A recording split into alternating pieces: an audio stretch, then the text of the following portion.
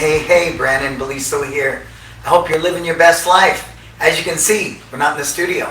We're here in Carrollton, Texas. Carrollton, Texas. Do I need to introduce this man? I don't. Well, let me take a moment and start by thanking all our sponsors right here at Success Never Sleeps, where we as a collective of martial arts school owners, of small business people, we're just trying to figure out this thing called life, right? We want to create sustainable businesses that we can scale and monetize, where we provide for our family, take care of our team, give back to the community, and of course, create that financial freedom that we deserve. You know, the one thing we understand is by owning small businesses, by being entrepreneurs, we determine our wealth. And I think that's amazing, that 40-40-40, right? Work 40 hours a week for 40 years to live on 40% of your income is not the mindset of an entrepreneur. And that's why we choose to take that risk. We know that 80% of small businesses fail. Well, not us. We're that 20%, and through this collective, we figure it out. So I want to start by thanking my sponsors. Of course, we have Tucson, who provide all of the uniforms and equipment for the Taekwondo Olympics, which I'm very proud of that relationship. They've now branched out in producing gear for BJJ and judo and martial arts, so I thank them for that relationship. Market Muscles, of course, Steven Reinstein, who's in Tokyo training. I think that's an earmark of great leadership. He continues to train, even though he has the biggest website company in our industry. And we have My Studio, good friends of mine. You know, if you're not using a CRM system, you need to. And I do believe with all my heart that My Studio would be that choice. We have Kids Love Life Skills. We talk about character development. We are in the best position with our dojos, our academies, our schools to teach life skills at such a high level. Because we're not in competition with each other. We're competing with soccer, football, baseball, cheer, gymnastics. That's the true competition. And if you can position yourself in your community as a life skills education leader, the potential is unlimited. And then last but not least, of course, LC Accounting. My sister Letitia, I love you. I love what you do for our industry, and I love really what you do for me. What do we got coming up, Marco? We have It's Time Live Balance. That's coming up November 11th through 14th, right in Millbrae, California, 5 minutes from SFO. You can come in for one day, all business on Sunday, November 12th. Stay for 2 days, and you get Dave Kovar, the instructor on Saturday, and then Sunday you get me, Adam Lodi, who's a new digital marketing kid out of Canada, and of course Terry Lee. We brought her in as a legacy business. She's had 800 students since the 90s. One location, but it's something very admirable. And I think to create a legacy business that produces decade after decade after decade and is sustainable, there's a lot of wisdom that we can gather. And then of course you stay Monday, it's all personal development.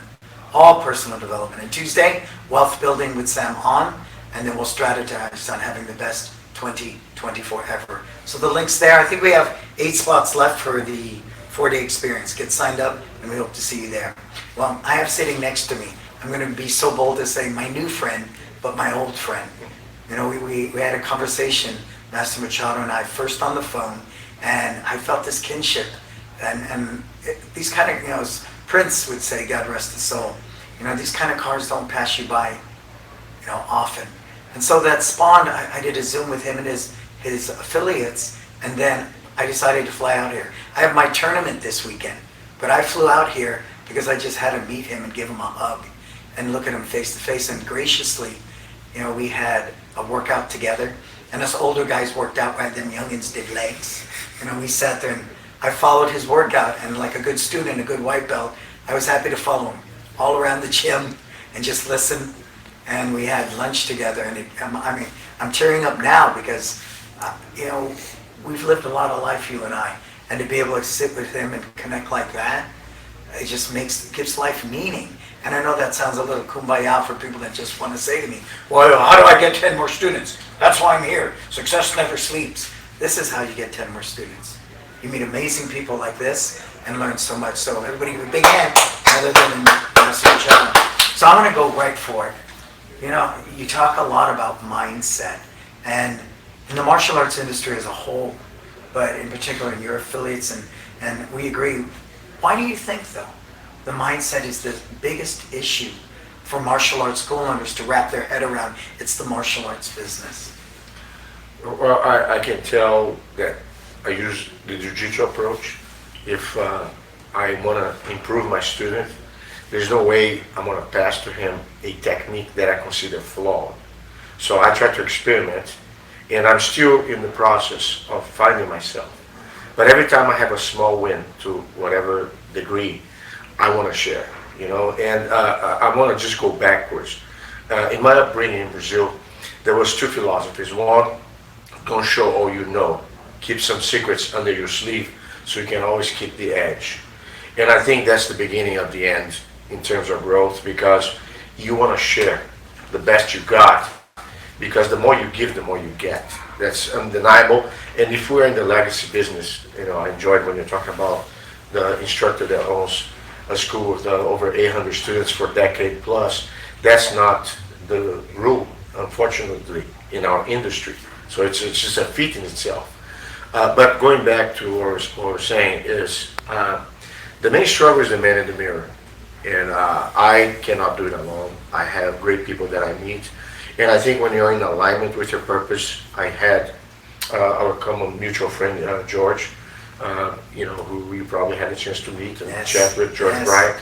So it was something that I already knew, but it was reaffirming to me that not long ago I won't say on the wrong path. I was not where I wanted to be. I could have chosen a path that I was in, which was, okay, let's go business, numbers. And then the very thing that actually led me to become a leader, I was moving away from it. And unfortunately, when you go to big conventions, you see a lot of martial arts instructors, accomplished instructors that once had the passion, that flame is no longer there. Because I'm not even saying they sold out, they got lost in the process. And if you think for a second, once you find your path, that's a sad thing. It's a constant work. You can never let your guard down. And the amazing thing is, the more you accomplish, the more accountable you have to be. That's why I feel when you talk about mindset, it is scary. I have to deal with fear, because success is a burden. If you feel for a second that a lot of people are not successful, it's not because they don't want to be successful. And this, we're talking about the poverty mentality. They are afraid of success because you become somebody relevant in more ways than one, and people are going to look to you for direction, which in itself is a major responsibility, but more often as a target, So I'm still making peace with my demons, and believe me, I haven't exercised nearly as many of them, but I came to strong decisions in my life, and one of them was never to be away from the mats. If you're an instructor, walk barefoot on the mat and just listen to your students, even if they don't tell you anything. Just look at their eyes. They'll tell you more sometimes just by looking at you. And the energy that I get, it literally is like a shockwave in every other area of my life. So I was not in a happy place a while back. And I heard you talking about, a few minutes or a couple hours ago, about you being more present at your gym. You're an entrepreneur. You don't have to actually be there. But while we're there, you got to feed your soul. You're going to feed your bank account with being successful and doing what you got to do to become successful in business. Is follow the blueprints and implement. Surround yourself with a team of people that are like-minded and share the vision. But as an individual, your battery can only go so far. And I don't want to be that guy that climbs the mountain. When I'm about to get to the peak, I fall off. I think if I can just Sorry, I was just going crazy here. I love when you're flowing. I'm going back to when you said fear. I think out of the fear in the martial arts industry, I'm the master, you're the student, I can't make mistakes, I can't do wrong. We live in this paralyzed state of fear. And so then we don't grow. And for me, I embrace fear like my best friend. I'm not ashamed that I was molested. I'm not ashamed that I filed bankruptcy at 25. I'm not ashamed I was in a foster home. Because all of that got me to today. And I think it's important that we, as the level 5 leaders, or the egotistical, I'm the master. Historically, a master's not a good word. It's not. per se. You know, I'm just a schmo like anybody else. I put my shoes on like everybody else. So in our culture, I refuse to put myself on a pedestal. And anytime somebody does that, I kick it out from under me. It's like when I have hard conversations with my team, the first thing I do, sir, is we don't have offices in our schools. So I sit them on the bench and I kneel below eye level, which is not the power position. If you study war, I want to be at the top of the hill, looking down at you. I even saw a video once where this martial arts sales guy said, cut the legs of the chairs of the people you're selling to, so they always sit below your eye level. Talk about manipulation because you're afraid to be real. And I think that, you know, I told people in the seminar, I fell in love with this man because he challenges me to be more vulnerable. And my demons are my best friends, but it's like the red dog, blue dog, right?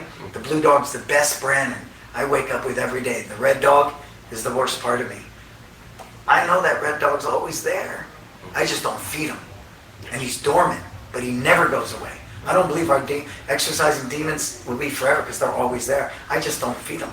But I pay attention. I know they're there. All I got to do is throw them a Ritz cracker, and they're off and running.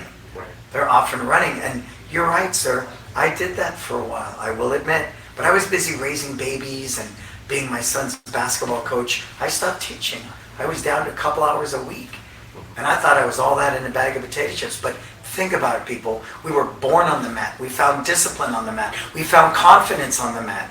We found ourselves on the mat. Why would we take that lifestyle away from ourselves to feed our ego of everyone saying, whoa, you're successful. You work on your business, not in it. I think like we talked about the yin yang, I want you to elaborate about that. They both need to exist. I need to be on that mat and I need to work on the business. The dual reality of negative and positive, we can't get rid of it. It's always there. When you talk about the devil and the angel on each shoulder, I think there's a point in time that the true experience is transcending when you understand that duality becomes merged. And no matter what happens, for instance, I think that the alignment of purpose is so powerful in that regard because you have difficulty no matter who you are. You're going to have problems that sometimes may seem unsurmountable, but the transcendence is what allows you to go beyond that. We're talking esoterically here. I talk about the soul search that I've had to have. I've been through some experiences that taught me a lot. And but I think guilt is one thing. We'll talk about fear.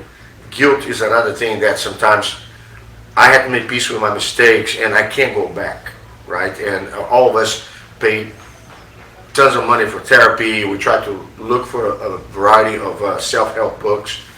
I compare, like I mentioned to you, like a dog. You're like a dog that you have a wound and you keep biting the same wound. You're going to just keep on poking and bleeding more and making it deeper. I feel here the only way for you to rescue yourself, like I said, besides alignment of purpose, is be true to your intention. I really, if I don't accomplish anything, because like I mentioned earlier, we have a little over 100 academies at this time. They are part of our organization. If I never add anybody else, and all those that I have right now are the only ones I'm going to always have, as long as I fulfill what my service and my potential is to what they're looking for, my job is done. I don't need more than that. But of course, in the scheme of things, if you want to cause a dent in the universe, and if you have something that you truly believe is good, you want to spread it out to as many people as possible. And then we fall into that dilemma when it's time for you to grow beyond your comfort zone. And if at that time, the devil, the little devil, is going to speak louder than the angel, because then you're going to be triggered by other temptations or things that will appeal to you and divert you from your original goal or intention. If that makes any sense. When I broke my first million, Yeah. I was still single at the time and I wasn't married. And I thought about how manipulative I could become Yeah. in my actions with women. Yeah. Because we discussed that. I was a womanizer. And I share that very clearly. And I've been married faithfully for 17 years. And that's one of my greatest accomplishments, because I think I was a womanizer because I didn't believe I was worth a real relationship that I could build upon and spend that time. And it did hurt my schools. Like a typical martial arts guy, I dated women in my school, which was not good for your business. Yes. And I did those things. And I believe today people say, well, you know, you talk this way, what has this got to do with getting 10 new students? I think, as I shared in my talk today, I don't want people to buy into what I do. I want people to believe in what I do. And if I'm not being genuine, if I'm not walking the talk, if it's not somebody, I'll pull back my own covers. And I'll realize I'm living a lie. I am a liar. And nobody is going to believe in that and follow you. That's why I said culture, right? The first 4 letters in the word culture is cult. And if you have this really honest, growth-oriented, culture, magic happens. But when you fall into that ego of cult, dangerous things happen. And we see it all over the world through time. And I've witnessed it in many martial arts schools.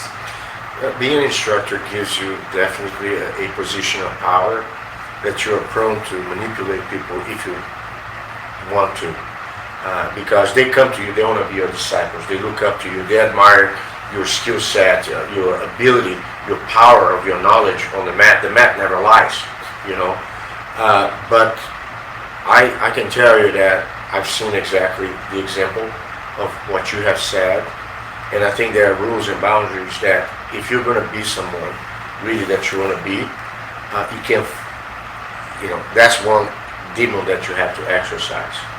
So you're not there to manipulate, you're there to inspire and to guide people so on their own they can find their true selves and become better individuals. What do we do martial arts for? It's not just to teach them how to fight, it's to make them better individuals, change lives, right? So, but like I said, I'm all for humility, but I'm not into virtual signaling. Trying to appear to be somebody that I'm not. And in some instances, we all have our moments in which we look in the mirror and we realize we're not being fully honest with ourselves. So I feel like meditation, contemplation or prayer or whatever other aspects of your life that you need to cultivate in order to offset those influences or moments of weakness, I guess, that we're all susceptible to. I don't want to be perfect. I'm not perfect. I make mistakes. I will continue to make mistakes. I just want to be better. Well, and that ability to make mistakes is what helps us grow. I tell my son, who loves basketball and wants to be a basketball player, Steph Curry makes 43% of his shots. Yep. So he fails 57%. The best baseball batter's 400%? That means he strikes out or fails 60% of the time. Failure is part of the success, the yin yang. When you do Ju-Jitsu, you fail almost all the time. For one submission, you have 10 attempts. You know what I'm saying? It's just literally, it's just like you fail way more.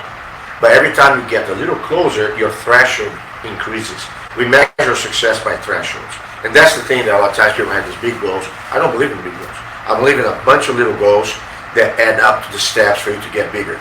And you want to take a leap bigger than what you can take. It's like lifting weights. Try to lift with George, leg squats.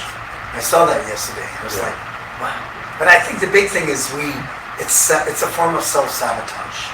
If we create a goal that's so grandiose, it outrageous, could be escape. We'll always fail that. Yeah. But you're right, the little steps. Like I say, you want to take 3 giant steps to the top of the mountain or 100 little steps. 100 little steps are manageable goals. A 1,000-mile journey begins with a single step. That single step is the first process in that goal. And I think what you hit upon that I really love, when I was looking at your gear, right? Train hard, stay humble. The reason people in Western culture don't like the word humility is they think you're being humiliated. Well, if you're humble, you're weak. That's what But it's not. In Eastern culture, humility is a way of life. It's part of our infrastructure as a quality human being. Right? But we think humility. Think in terms of power. If you're powerful and you are arrogant about your power, you lose your nobility. One of the worst examples that I have, I see students sometimes that have been successful in competition, and before they act all right, and then they win, their ego goes up, and they act like they're better than everybody else. And the funny thing is, like, the day of reckoning will come. So There's always somebody better. yeah, for sure. So to go a little deeper on that, I saw, which I think I never knew, that's very amazing, that non-BJJ schools utilize all the Machado programs and things like that. How did that come to be? Well, I came to America, there were 0 schools of Jiu-Jitsu. I came to Texas, there were 0 schools of Jiu-Jitsu. So I had to start from scratch. They call me the godfather of Jiu-Jitsu, whatever that title is. I don't want to be associated with godfather because I feel I'm not that old yet, but I take it from the fact that other than people watching VHS, there was no hands-on, direct training in Jiu-Jitsu, person to person. Chuck Norris was instrumental in bringing me over here. He was my student already. He's a true martial artist. He can kick butt, excuse me my French, in addition to being a hero on the screen. I'm going to stop you for a second. Yes, go ahead. I want you to tell everyone the story you told me about your most recent visit with Chuck.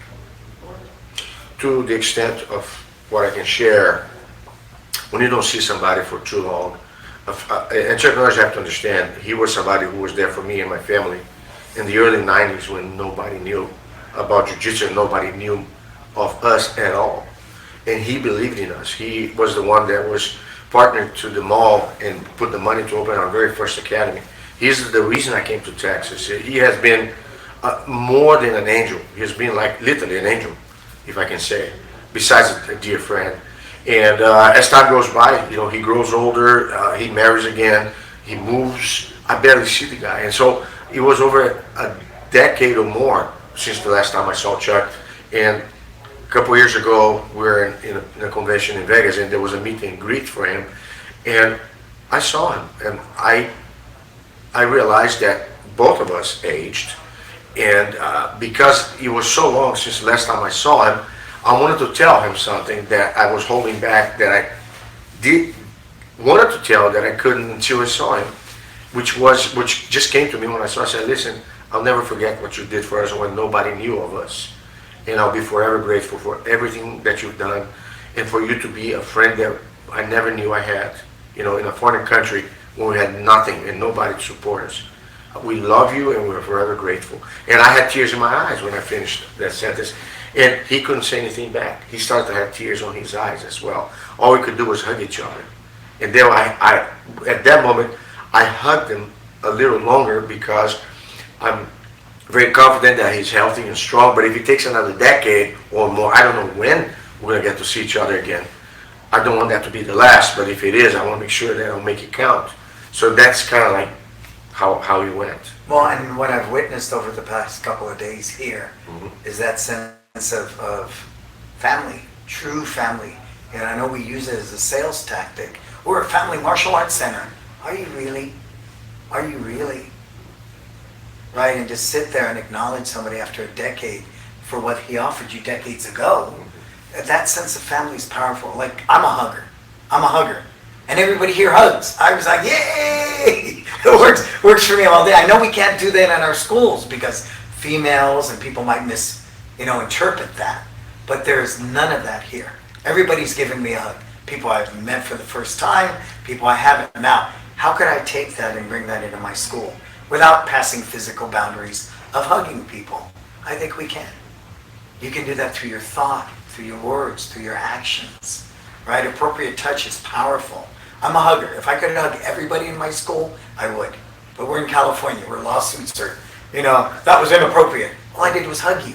That's not appropriate. It's the unwanted hug. So we have to be really careful with that. So what would you tell a school owner today? One that's struggling, that's been stuck at 70 students for the past decade, and they're not growing. What would you recommend to them? What would you advise? I think it's from the inside out. Doesn't matter what answers they get for them. Why am I in this situation? You got to be honest with yourself. What am I not doing? And then I guess as some of the answers pop out, you're going to try to listen and seek those who know more than you, or have had a similar situation and were able to tackle it, and then you're honest. The problem I see is like a lot of times people, they hide behind a mask. They really don't acknowledge that they have an issue. And until you bring it to the light, like that quote that I had, you never wash the wounds of your heart.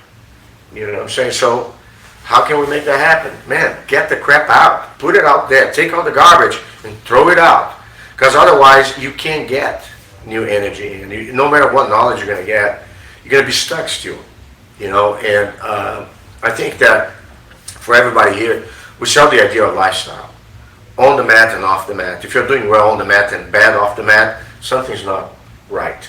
You know what I'm saying? So how do we make that happen? And I think Jiu-Jitsu in particular has a philosophy,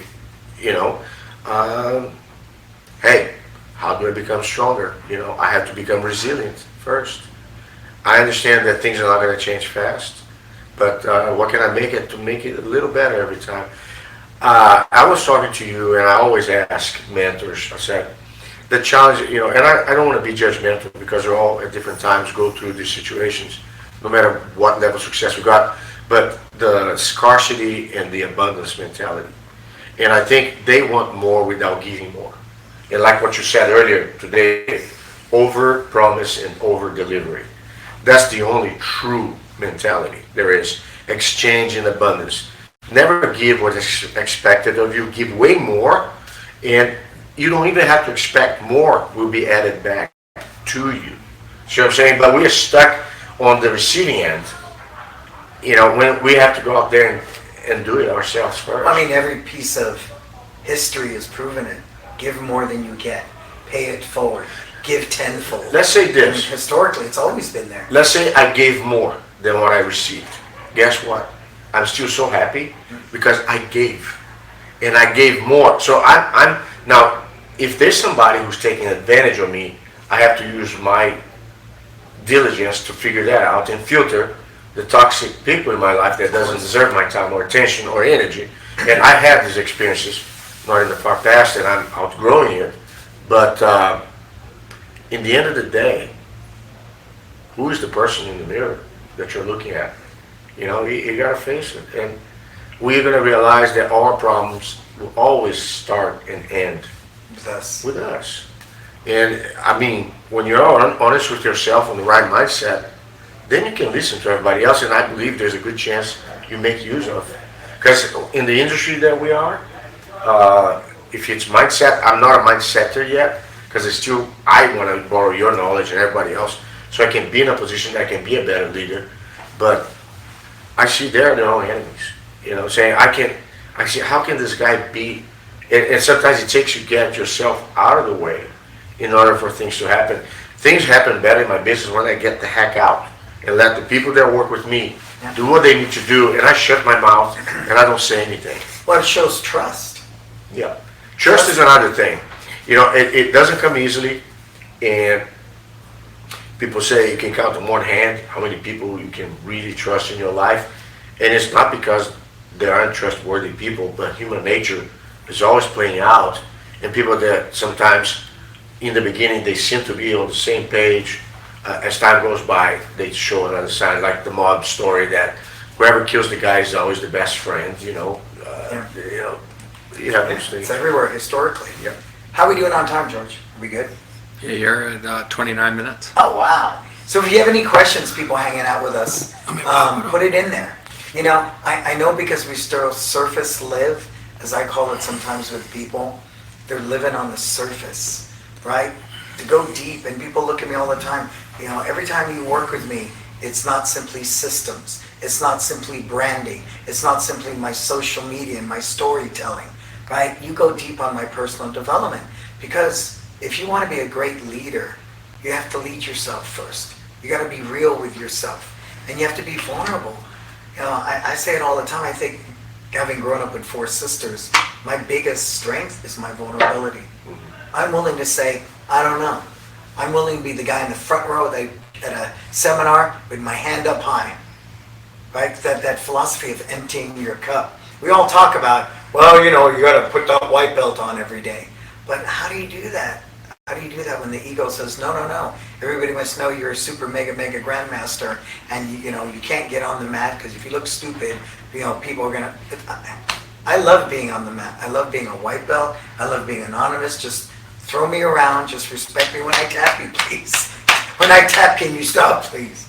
I think that's important. And I know you guys are hung up. I got to get 10 more students. I understand that, but you can't keep the 10 you have if you're perpetrating a fraud. Now, growing up in poverty, I had to be able to negotiate leaving my father's school. Now, we have a big giant sign outside, literally 10 feet by 6 feet, Beliso Karate School. I had to leave the house every day and get cross town to my junior high or my high school. Every day was a fight. In my neighborhoods, you fought anyways. Add the big stamp, you're the karate guy. It was always, show me that karate kid stuff. So I literally fought 2 to 3 days a week. Wow. I had to, because you're going to school. You're Beliso, huh? You're that karate guy. Let me see that. And then here we are. So recognize you can't fight all the time, because you're either going to end up dead or in jail. That was it. So I learned not to perpetrate a fraud. Because in my neighborhoods, if you could walk a certain way and talk a certain way, it prevented many a butt whipping, many a fight. But I learned over time that if either way I was going to fight, why not be authentic? Why not just be me and do me, right? And allow that to evolve. Because the one person I had to wake up with and go across town with was me. It was me. So I think it's really important, you guys. Other than Uncle Sam and maybe our wives, who tells us what to do? Nobody. Nobody. Right? So what do you do with that, sir? I mean, look at the level you're at now. I can only imagine. I walk around and people look at you like you walk on water. But you're so humble. You're so accessible. Is a you go right up to people. And instead of sitting there on a magical throne waiting for people to come, I'm holding court. Everybody come say hi. You, like it's who you are, though. And I'm an observer. Right? George had mentioned that. I love observing. I've watched you. You go to people, even children, everybody. And I do the same thing.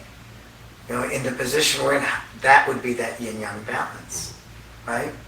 I mean, it truly would be. So, number one, you guys, inside out. You guys own businesses. You want to know why your businesses are failing.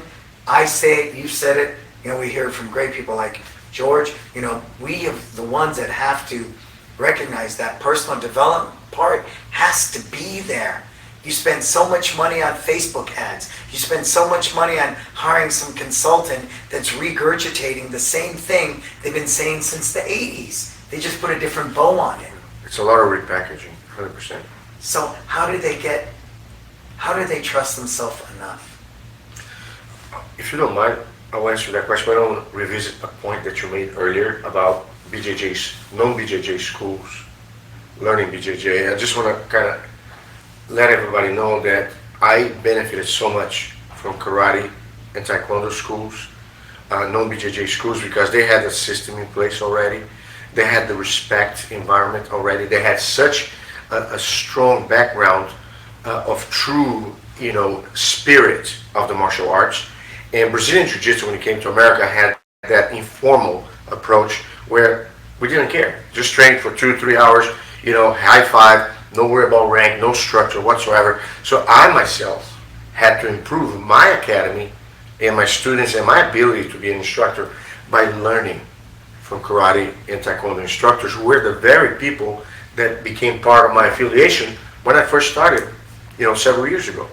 So now, as time evolves, and I look at what's going on, Jiu-Jitsu is spreading everywhere. And I don't think a karate school that doesn't do BJJ is not going to be okay. I think if they do the business right, if they care about their customers, they're going to do fine. But quite a few of the affiliates that I have is the cultural battle between BJJ and non-BJJ schools. Because unfortunately, a lot of BJJ schools, they're fragmented. They don't have the culture the way it is with taekwondo and karate. So when you have students cross-training, it's a bad apple in the making, because they're receiving influence from more than one instructor. When they come to the original taekwondo or karate gym, they're not just bringing the idea of cross-training a new style, but they're also, unfortunately, absorbing some of the culture that has nothing to do with the values of the school they belong to first. So my first impulse was, I believe in homegrown. I believe if you have your herd, if you have a community, if you have a culture, preserve it. You know, have an instructor there, becoming, and that's what our affiliation tries to leverage, is provide them the opportunity to get their own instructors up to date with the minimum skill set to get started with the BJJ program. And the second part is the hostage part, okay? You hire an outsider who has nothing to do with you, it was not part of your upbringing, Doesn't get your culture. and then you develop a system, you feed them, you literally, you grow a wolf within a shipyard. And if you think for a second, I'm not saying that's always the case, but the majority of the cases that I heard, it did end up well, okay? Because once the instructor gains enough followers, They leave. they will leave because they want to make more and they want to take advantage of whatever it is that they got from the original support. You know, this is across the board, and this is not limited just to BJJ and no BJJ. This happens to Everybody. you know, everyone that owns a martial arts group on occasion has people who leave and try to compete against you. Sometimes not in the most ethical way. So I get concerned about those too. And for the people that are with us, at least I'm comfortable to say that many of them have mitigated that situation. Yeah, we've done that quite well. I mean, the average tenure of employee, instructor, teammate is about 13 years now. Because, you know, we've... That's unique. Well, because we've created a company people want to work for. Yeah. We pay top dollar. We have 401ks, medical benefits, Yeah. vacation with pay. But more so than that, I personally take a big interest in their life outside. You know, what is it that you dream of? What is it that you want? You know, both my guys, top guys, own homes. One's married with a baby, bought a brand new Tesla. You know, all those things. We need to value their life outside of what we do. And I agree with you. We have two people that we brought in from the outside, and they work out really, really well. But it's like putting light on a vampire. If your culture is really strong, somebody that doesn't fit, they'll leave quickly. Yeah. They'll leave swiftly. Yeah. Because it is. It's like light on a vampire. Yeah. Right? 100%. It simply is. And I know, but the yin to the yang of that, don't be afraid to give everything to your second. I tell people that all the time. You need to find your second. Somebody that can do it better than you. Yeah. That you can train. And now my guy brings they move without me. What's wonderful is I don't have to make decisions, you know, every day. They make all the decisions. And I support them. Do I always agree with them? Not always, but that's part of their growth. So that trust now, like I say, if you write a great system and you train people really well on that system and you train them properly, then all you do is trust and track. People is the real asset. They really are. And that's why, you know, we talk Good about people. that. You know, meaning above matrix, right? Of metrics. People before profits. I look at my KPIs, but what do you do with that? Okay, we look, our attrition rate this month is 5%. Okay, where it's happening? The white belt class. Okay, go watch the class, audit the instructors, right?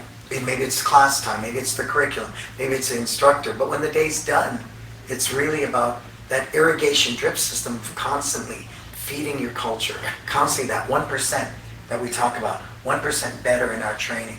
Like we train differently. I love training you yesterday because we train for 60-year-old men. And that's smart. Lazy Ju-Jitsu. Yeah, but it wasn't lazy. We trained well yesterday. Yeah. We were both satisfied. Oh, you're talking about the weight training. Yeah, Gotcha. yeah, we got a great workout. Everything we did was 100% of what you do at 60. Right? I think that's very humbling. But that's why so many instructors stop training. I get it. Because in my mind I go, jab. Whoa, that thing moved 5 seconds later. The mind said jab like I was a 20-year-old. The body moves, 5 seconds later. That's very humbling. But we're one of the only industries. It's not like football. You can't play football at 60, right?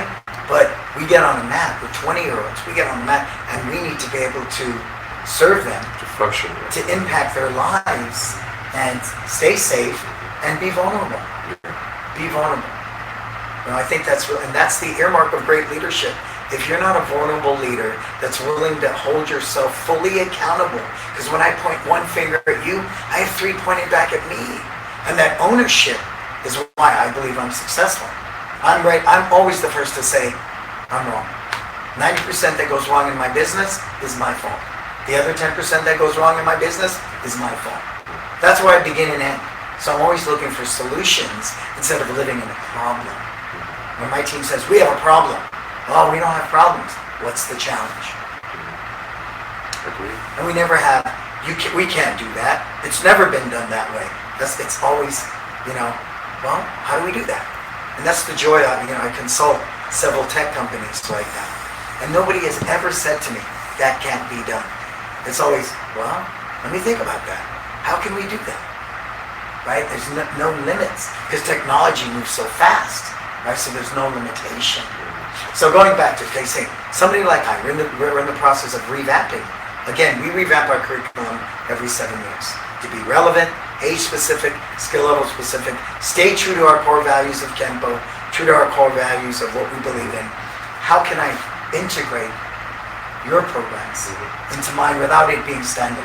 Sure. Okay, so you go to a restaurant and you have the menu. You have the kids menu, the adults, entrees, appetizers. So you have an entry level. Okay, you got to start with the basic order. You have to have somebody there who is a level 1 instructor. That person, whether you implement a standalone Jiu-Jitsu program or you blend with your Taekwondo, your Kempo Karate, that person has, and it doesn't take that long. There will be online platforms. There's several steps of onboarding. So it's kind of like literally. I'm not saying necessarily the case because you come from a highly structured academy, but let's say on average we have, and when I use the word babysitter, I'm not trying to sound demeaning. A babysitter that grabs you by the hand and you don't know how to walk through the Jiu-Jitsu world. You come from a different style and we go baby step. Okay, number 1, stop here. This is the first month. This is the first step. This is the first goal. And then, okay, this is the gear, this is how you tie the belt, this is how we rank. And then it goes layer by layer, whatever aspect that's to be associated with BJJ. These are the, it goes from there. Now, you want more? Okay, you only have the appetizer, you want me to order you an entree. So, in some instances, you have schools that had requirements of, for you to be a black belt in karate, you have to have a blue belt equivalence. Right? It fits the bill. And then all of a sudden, man, most people want to do Jiu-Jitsu in my gym. Because I had stats on that. 30% of the calls of most of my affiliates were no BJJ before. 30% were people inquiring exclusively about BJJ. So you're here telling people, oh, I want 10 more clients. How many clients do you have a month? Oh, I got to make 20. Usually that's a good number for the industry. I always say, oh, if you have 20 a month, great. Okay, so 6 out of those, will be BJJ students, right? If you follow the 30%, oh crap, I don't have a BJJ program. So not only you're not going to have those customers, but out of the other students that you have, how many of those are willing or would be likely a prospect to be BJJ students too, if you had in any fashion one option of the manual available? I mean, I'm not going to tell you make a standalone BJJ program, but you go to some schools. I had karate schools. I'm not saying that's the case. For the most part, karate is still the most relevant program in many of those schools, but they have enough of a Jiu-Jitsu clientele that make way worthwhile for 2 reasons. One, they have extra programs that, whether you agree with the upgrade or not, they upgrade their students into, or they have people that were originally looking for BJJ, they fit them in, okay? But most important, in my opinion, they preserve the culture. Because how many of your existing students may be entertaining the idea of going to a BJJ school, and now they have that available as part of the menu options. So, I think because my purpose and my core values are so strong, people think that I'm adverse to contracts and upgrades. I'm not. No, I'm not implying that. I'm just saying, Well, I just This always is a- reedify that because I'm so passionate about that. But what's neat is Kenpo, going way back, was Kenpo Ju-Jitsu. And when they got to Hawaii, see, we went from China when it was Shaolin to Japan to Hawaii. Hawaii, it was all fighting the sailors in the bar. So that's when it became more of stand-up. So where I'm at in my evolution as a martial artist, I want to incorporate the Jiu-Jitsu back in. Unfortunately, there's not a lot of lineage to teach the Kenpo Jiu-Jitsu, and I truly believe your Jiu-Jitsu is much better. Because it's been continued, whereas ours was weeded out. what you don't use it, you lose it. Correct. That's pretty much what it Correct. is. So I want to integrate it back into different levels of our curriculum. A little bit at yellow belt, a little bit in year one, so that they can take the Kenpo, disorient the guy, and stand up. Then putting on the lock will be much more efficient in some cases. So that's my goal. Now that I'm back to teaching 2 days a week, I'm building out a studio. I have all my camera equipment. I'm going to begin to do that. So don't be surprised if I call upon you, sir. That might, because I went, wow. I'll be honored. I was thinking about that. I was watching you yesterday going, if I did this Kenpo technique in front of that, that's brilliant. And so really, true martial arts is when egos get left at the door. So that's a big thing, right? People are still fighting. My ego claw's better than your Tiger Kung Fu. Who cares? Yeah. I've never got into that. We know on any given day, the most foolproof technique can be defended against. Yeah. Right? There's always circumstance and chance. Oh, I like that. Go a little deeper. Circumstance and chance. Yeah. Either you create it or it happens.